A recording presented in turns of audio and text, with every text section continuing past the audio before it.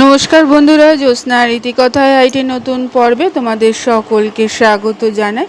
বন্ধুরা, দুর্গাপুজোর অঞ্জলিকে ঘিরে প্রায় সকল বাঙালি হিন্দুর মনেই বিশেষ আগ্রহ থাকে। এই একটা দিন আমরা অঞ্জলি দেওয়ার মাধ্যমে মাকে নিজেদের মনের কথা জানাই।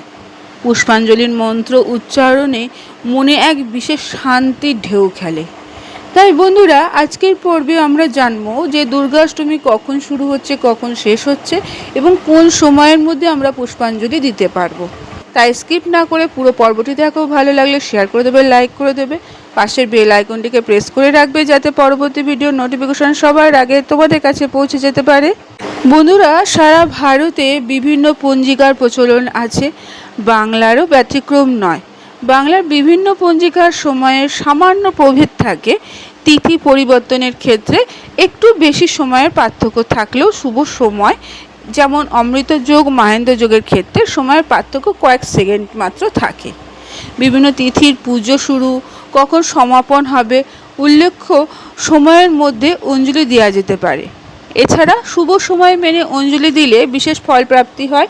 দুর্গাপুজোর অঞ্জলিকে ঘিরে প্রায় সকল বাঙালি হিন্দুর মনেই বিশেষ আগ্রহ থাকে। তাই এই একটা দিন আমরা অঞ্জলি দেওয়ার মাধ্যমে মাকে নিজেদের মনের কথা জানাই। তার জন্য আমাদের পুষ্পাঞ্জলির শুভ সময়টা জানা খুব দরকার। বন্ধুরা, বিশুদ্ধ সিদ্ধান্ত পঞ্জিকা অনুসারে অষ্টমী তিথি আরম্ভ হচ্ছে 29শে সেপ্টেম্বর, বাংলা 12ই আশ্বিন সোমবার বিকেল 4:33 এবং অষ্টমী তিথি শেষ হচ্ছে 30শে সেপ্টেম্বর 2025, 13ই আশ্বিন মঙ্গলবার সন্ধে 6:07। অমৃত যোগ ভোর 6:18 মধ্যে, অর্থাৎ পুষ্পাঞ্জলি দেওয়ার অমৃত যোগ থাকছে ভোর 6:18 মধ্যে, পুনরায় আবার 7:06 থেকে 11:04 মধ্যে। সন্ধি পুজো আরম্ভ হবে বিকেল 5:43 থেকে এবং শেষ হবে সন্ধে 6:31 মধ্যে।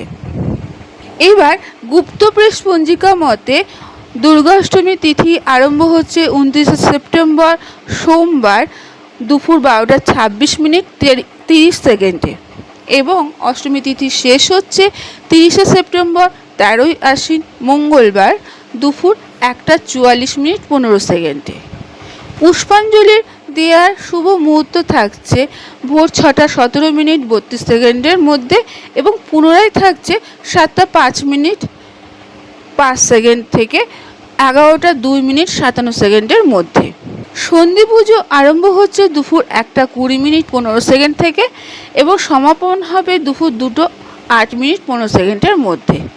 এবং এই দুটো পঞ্জিকা অনুসারে যে যেমন পারবে সময় অনুযায়ী পুজো দিতে পারবে এবং অঞ্জলি দিতে পারবে। বন্ধুরা, আজকের পর্বটি এখানেই শেষ করলাম। এতক্ষণ আমার ভিডিওটি দেখার জন্য ও শোনার জন্য তোমাদের অসংখ্য ধন্যবাদ।